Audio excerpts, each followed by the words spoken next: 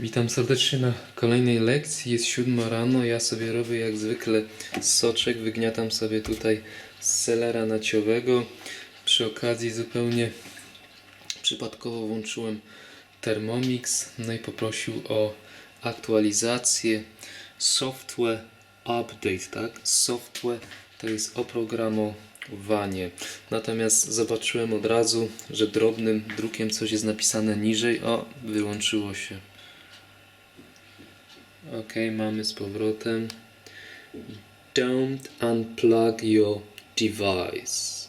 To, co Wam zawsze mówię, czytajcie, jeżeli coś jest napisane w języku angielskim. Don't unplug, tak? Plug in to jest włączyć coś do gniazdka. My powiemy włącz do gniazdka. Samo słowo plug to jest wtyczka. Również na przykład korek w zlewie. No i tę wtyczkę trzeba wsadzić do gniazdka, czyli plug in, a potem ją, my powiemy wyciągnij, nie wiem jak my to powiemy, odłącz od prądu.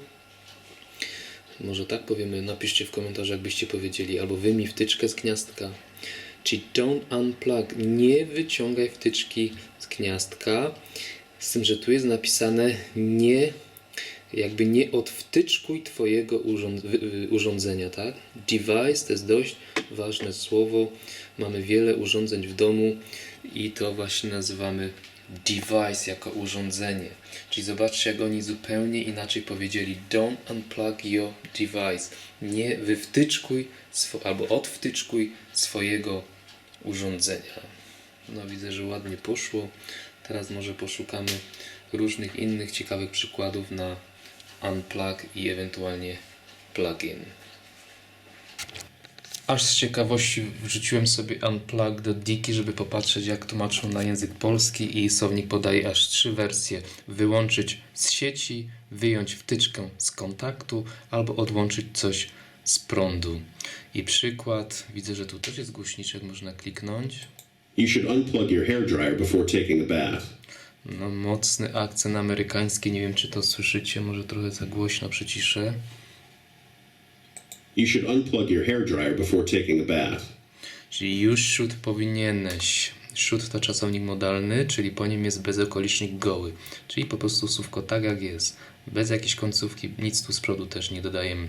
Czyli you should unplug your hair dryer. Powinieneś wyłączyć swoją suszarkę z sieci, czy tam odłączyć ją z prądu before taking a bath. Przed wzięciem kąpieli, tak? Take a bath. Tutaj ten czasownik padł po before, jego traktujemy za przyimek, a po przyimku, jeśli padnie czasownik, no to obowiązkowo końcówka in, czyli before taking. Ok, i otworzyłem Longmana, mamy unplug. Co ciekawe, kliknąłem sobie przed chwilą wymowę i zobaczcie, w transkrypcji fonetycznej jest 2 razy daszek, czyli 2 razy krótkie a. Tu mamy apostrof, czyli akcent na drugą sylabę. Czyli teoretycznie powinniśmy przeczytać 2 razy krótkie a, czyli unplug. Unplug. A zobaczcie, że jak kliknę na głośniczki, to oni zdecydowanie to a przedłużają. Unplug. Unplug. No zwłaszcza tutaj w wersji amerykańskiej to drugie a jest ewidentnie przedłużone. Unplug. Dziwne, no ale cóż, tak native speaker przeczytał. No i popatrzmy na przykład. Unplug the TV before you go to bed. Czyli jeszcze raz dosłownie odwtyczkuj telewizor. Oczywiście twój konkretny, dlatego jest rodzajnik the. Before you go to bed. To zdanie jest dosyć ciekawe gramatycznie. Pamiętajcie, że po before, after i tak dalej, tak zwane time clauses, nie wolno dać czasu przyszłego. Czyli zanim pójdziesz spać, my powiemy, pójdziesz spać, czyli czas przyszły, a tu nie wolno dać operatora will. Dajemy czas present simple, czyli before you go to bed. Tu też są częste błędy. Przed łóżkiem uczniowie chcą wciskać rodzajnik a bed, może the bed, bo moje konkretne łóżko nie. To jest zwrot. Go to bed to jest zwrot, iść spać. Nie chodzi o łóżko, tylko iść spać. Czyli unplug the TV before you go to bed. Unplug the TV before you go to bed. Ok, i teraz popatrzmy też na plug in. I co my tu mamy? Popatrzmy, to mówiłem, że jest włączyć coś do gniazdka, do kontaktu. Popatrzmy na przykład. Is your printer working? Wait a minute, it's not plugged in. Jeszcze raz podgłośnie, bo było cicho. Is your printer working? Wait a minute, it's not plugged in. Tak, czyli czy twoja drukarka działa w tym momencie? Pamiętajcie, że work to nie tylko pracować, ale też działać.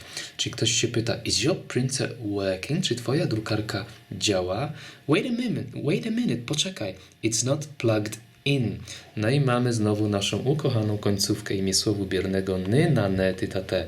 Ona, ta drukarka, nie jest plugged in. Ny, na, ne. Nie jest, no my powiemy, włączona do sieci, włączona do gniazdka. I otworzyłem teraz słownik Cambridge. Widzę, że w transkrypcji fonetycznej dali dokładnie tak samo 2 razy A. No i kliknijmy na wymowę, zobaczymy, czy tutaj native też przedłużył to A. Unplug. Unplug. No w amerykańskim zdecydowanie jest przedłużone, natomiast w brytyjskim Unplug. jest rzeczywiście 2 razy krótkie A. No i jaki mamy przykład? Did you unplug the iron? Iron, uwaga na wymowę żelazka, nie czytam ry w brytyjskim. Did you? Tutaj pewnie native speaker zmiękczy. Oczywiście nie musicie tego robić, możecie przeczytać did you. Byle, słuchajcie, czytać did. Nieraz wam mówię o krótkim i, czyli tak naprawdę did, tak? Jak widzisz i, to najczęściej to czytasz Chyba że czytasz gdzieś tam I. Jeżeli nie jest I, tylko i, no to wtedy zawsze jest did. Jeżeli powiesz tak jakby po polsku, czyli did, to wyjdzie wam inny wyraz, ponieważ i czytamy jak jeżeli piszemy coś przez lub ea. No i jak tu popatrzymy na taki wyraz, no to tu macie, zobaczcie, did. Ok? Did. Deed. Deed. I to jest, słuchajcie, uczynek. Natomiast nasz operator Did. jedynka rzymska, czyli właśnie did. Ok, i idźmy teraz może do słownika Oxford. I co my tu mamy? Kliknijmy wymowę. Unplug. Unplug. No zdecydowanie w wersji amerykańskiej przedłużają. No i popatrzmy na przykłady. If I'm very busy, I unplug the phone. Czyli jeżeli jestem bardzo zajęty, wyłączam telefon z gniazdka, tak? No to zapewne mówi o telefonie stacjonarnym. Unplug the TV before you go on holiday. No podobny przykład do chyba tego, co było w Longmanie. Czyli wyłączamy telewizor, zanim tam pójdziesz spać, a tutaj wyjedziesz na wakacje. Też uwaga, robiliśmy lekcję o wakacjach, z tego co pamiętam, bo kiedyś pytaliście, kiedy dać holiday, a kiedy holidays. Zobaczcie też, podobnie jak z łóżkiem, nie ma rodzajnika. To jest zwrot. Go on holiday. Nie mówimy jakieś holiday. I ostatni słownik lexical. She unplugged the fridge. Uwaga na wymowę też, żeby nie rozdzielać, nie unplugged. Większość Polaków będzie skłonna to rozdzielić. Unplugged. Nie, tak nie czytamy końcówkę ed.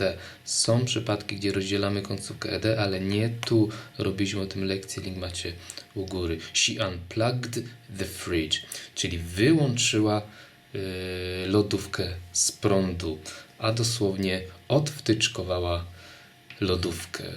I właśnie pokażę wam teraz na przykładzie tej lodówki na kanale Mad English TV.